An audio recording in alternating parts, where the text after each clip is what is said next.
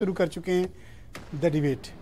एक अनार 100 बीमार की कथा आपने बहुत सुनी होगी, लेकिन भाई साहब यहाँ पर 4 अनार और 4000 बीमार, यानी अपोजिशन के पास एमएलसी की 4 सीट लेकिन दावेदार 4000।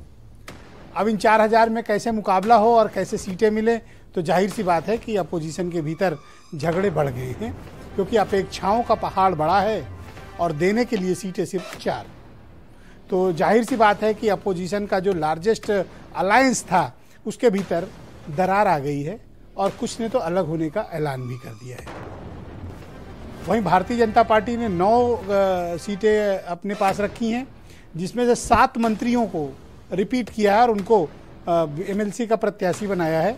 2 पार्टी पदाधिकारियों को स्थान दिया है, यानी बीजेपी में भी कार्यकर्ताओं को कोई खास तवज्जो टिकट बंटवारे में नहीं मिली है। वहाँ भी मंत्री लोग बाजी मारने में कामयाब रहे हैं। तो ये इस एमएलसी का इलेक्शन बहुत सी चीज़ें स्पष्ट करके गया हुआ है। आज की परिचर्चा इसी विषय पे। बहनों भाइयों, समाजवादी यानी सोशलिस्ट अलायंस में इस वक्त थोड़ा संग्राम मचा हुआ है। संग्राम इस बात को लेकर है क्योंकि एमएलसी की सीटें जो घोषित हुई उसमें समाजवादी पार्टी के कैंप के पास 4 सीटें आई एमएलसी की। 4 में ये उम्मीद की जा रही थी कि कुछ दावेदारों को कुछ संगठन, कुछ गठबंधन के सहयोगियों के हाथ आएगा, लेकिन ऐसा हुआ नहीं और इनके हाथ कुछ लगा नहीं। तो महान दल के केशव देव मौर्य ने गठबंधन से अलग होने का ऐलान कर दिया। जनवादी पार्टी के संजय चौहान ने भी कड़ी नाराजगी जताई है, हालांकि उन्होंने फिलहाल अलग होने का ऐलान नहीं किया है।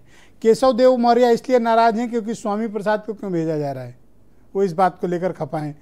और पहले भी वो ओम प्रकाश राजभर और स्वामी प्रसाद मौर्य पर काफ़ी तीखी आलोचना चुनाव के दौरान कर चुके थे। अब सीट हैं 4 और अखिलेश यादव से टिकट मांगने वाले हैं 4000। ये अपेक्षाएं कैसे पूरी हों और गठबंधन में आई दरार का कारण क्या है और क्या ये गठबंधन 2024 तक सर्वाइव कर पाएगा या नहीं, मसला इस बात का है। कुछ बयान सुने आप, फिर हम इस परिचर्चा को आगे बढ़ाएंगे।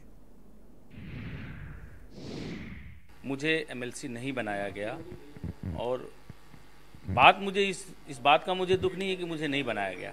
दुख इस बात का है कि मुझे क्यों कहा गया, मुझे भरोसा क्यों दिया गया।